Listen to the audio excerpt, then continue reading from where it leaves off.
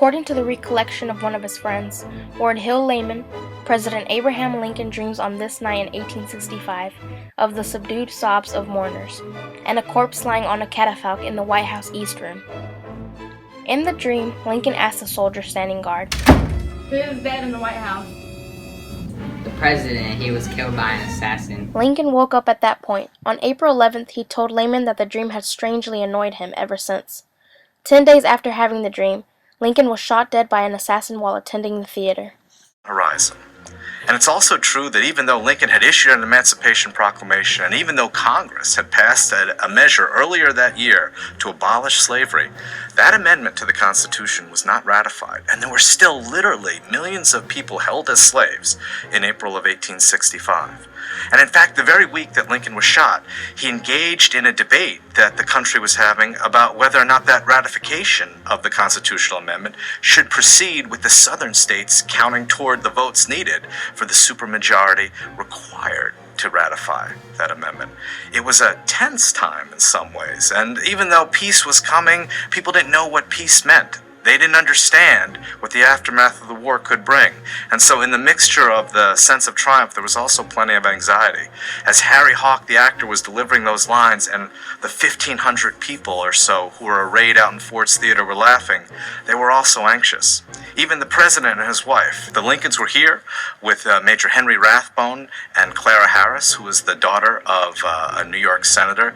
The two were engaged. They were a young couple who were the invited guests of the president.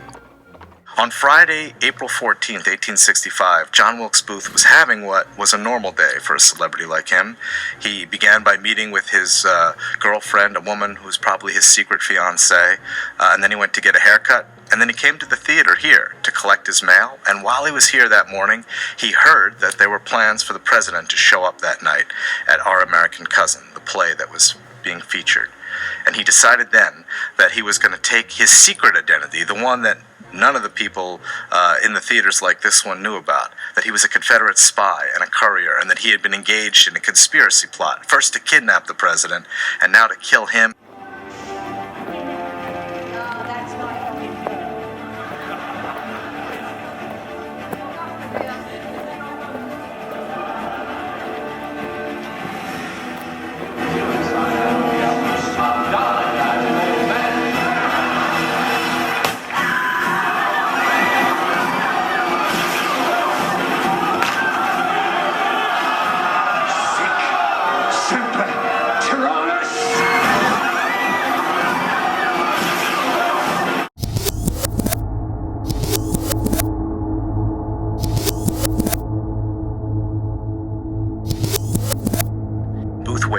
He waited until about 10:15, when Harry Hawk, that lone actor on the stage, delivered the line that led the audience out here to erupt in laughter.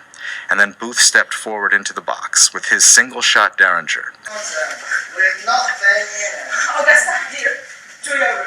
It's my nasty beast. I will wear restraints. You are not used to manners of good society, and that alone will excuse the impertinence of which you are guilty. Don't know the manners of good society, eh? Well, I guess I know enough to turn you inside out, old gal. You psychologizing old man trap.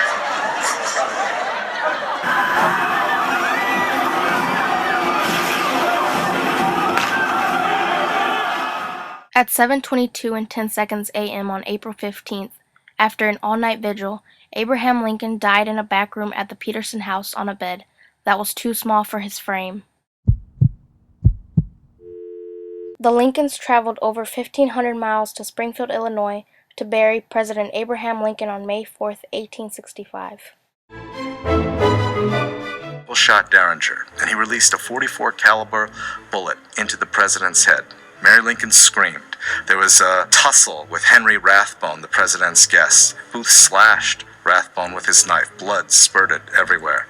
And then Booth leapt from the box about 11 feet to the stage, probably breaking his leg. It seems that Booth shouted out to them, "Sic semper tyrannis," thus always to tyrants. Booth was captured and shot on April 26, 1865 at Garrett's Farm near Port Royal, Virginia, as a fire consumed the shed he was hiding in.